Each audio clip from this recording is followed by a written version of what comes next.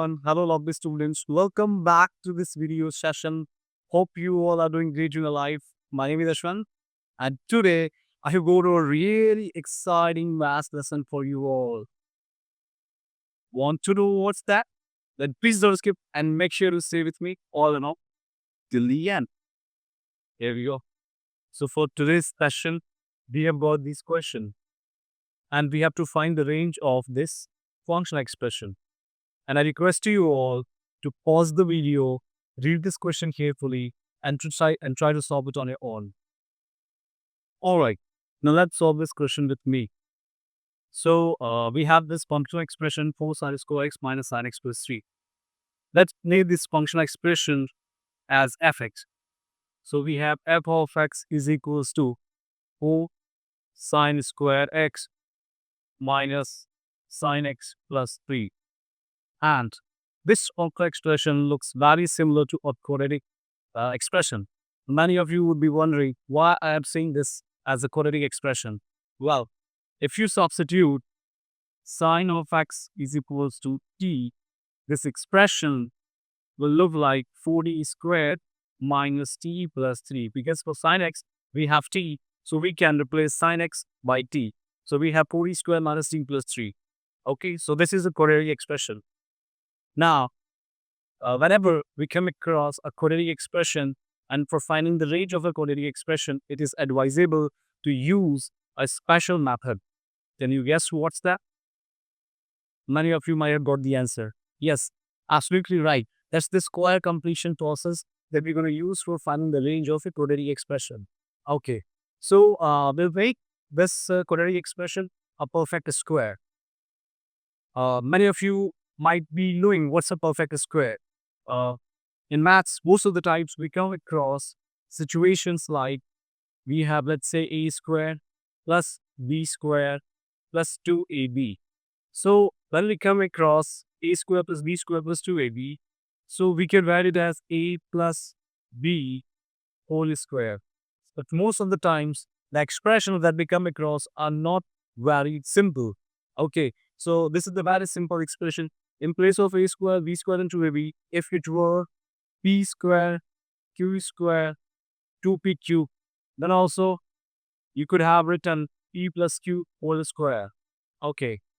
Now, if there is some complicated expression that is represented using e of x, okay, and this is quadratic. So when you make it a perfect square, you have a whole square, and in addition to the whole square, you might get something. Okay, now something or some expression that will depend on the situation. Okay, so just like this, we can make it a perfect square. Okay, so we have a formula that I'm going to tell you, and I want you all to memorize that, because very often we'll come across this type of situations. Okay, so if we have, let's say, at squared plus bt plus c, this is the general form of a quadratic expression, and now we'll make it a perfect square. Well, let's focus on the variable part only. We can make it a perfect square using the variable part only. Okay, the constant we'll just add in last. So we have ad squared plus bd. Now we take a common, then we are left with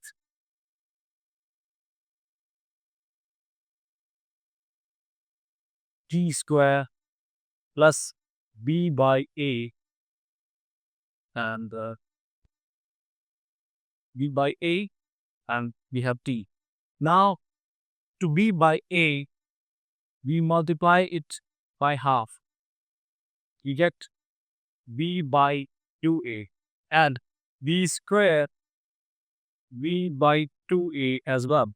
When we square, we get b squared upon 4a squared. Now, with the help of these two entities that we have just obtained, what we do is, in the next step, we write a into t plus b by 2a whole square. With a negative sign, we write b square upon 4a square. So this at square plus bt, which is a quadratic expression, and when we write it in a perfect square form, we get something like a times t plus b by 2a whole square minus b square upon 4a square. So I request you all to memorize this. Okay? That will save your time. Okay, let's get back to our solution path. So using this logic, let's first write in the form of at square plus bd. So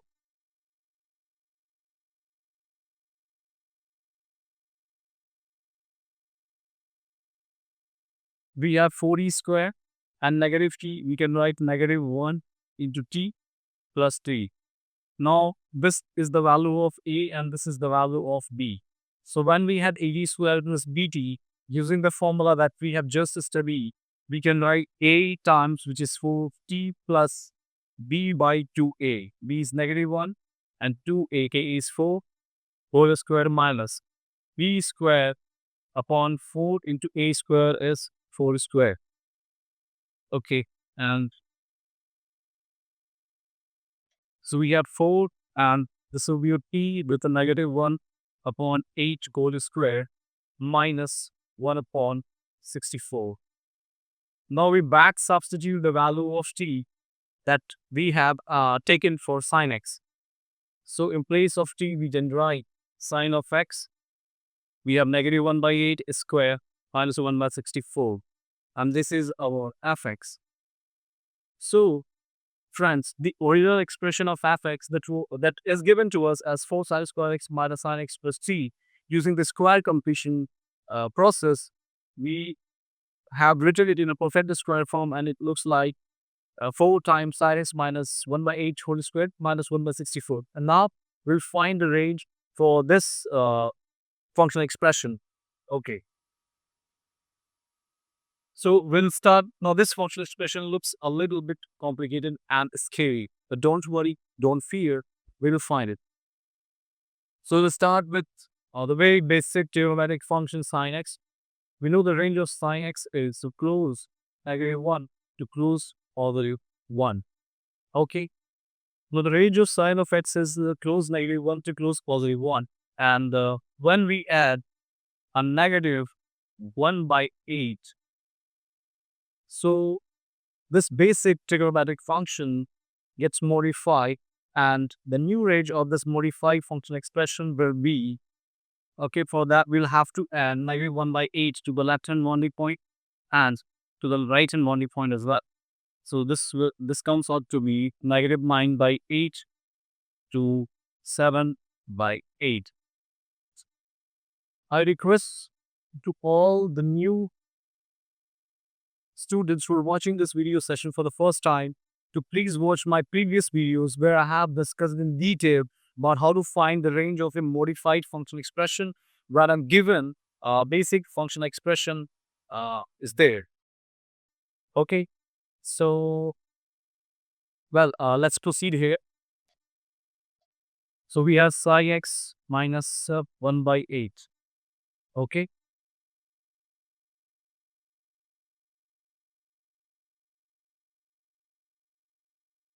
Now we square.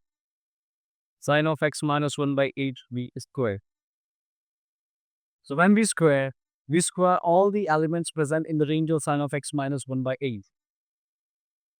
Well, let's draw the number line so that we get a better clarity. 7 by 8. In the left we have negative 9 by 8. Okay, let's mark negative 7 by 8 also. And let mark half and negative half also. Now we square. So when we square, for negative 9 by 8, we have 81 by 64. We have 49 by 64. We have 1 by 4 and 0. Then 1 by 4 and 49 by 64.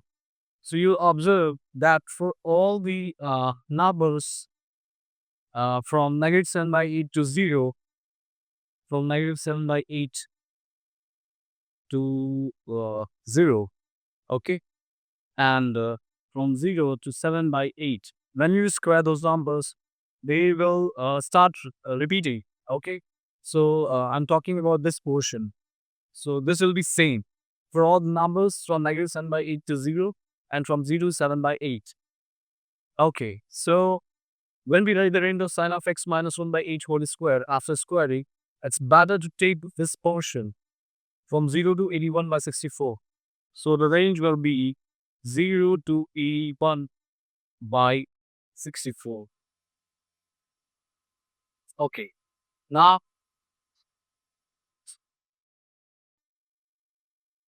I just want to make sure and I want you all to memorize that whenever you come across some expression, let's say px, its range is a to b, where a is negative and b is positive, and more of a is greater than b, then range of p square x, range of p square x will be 0 to a square.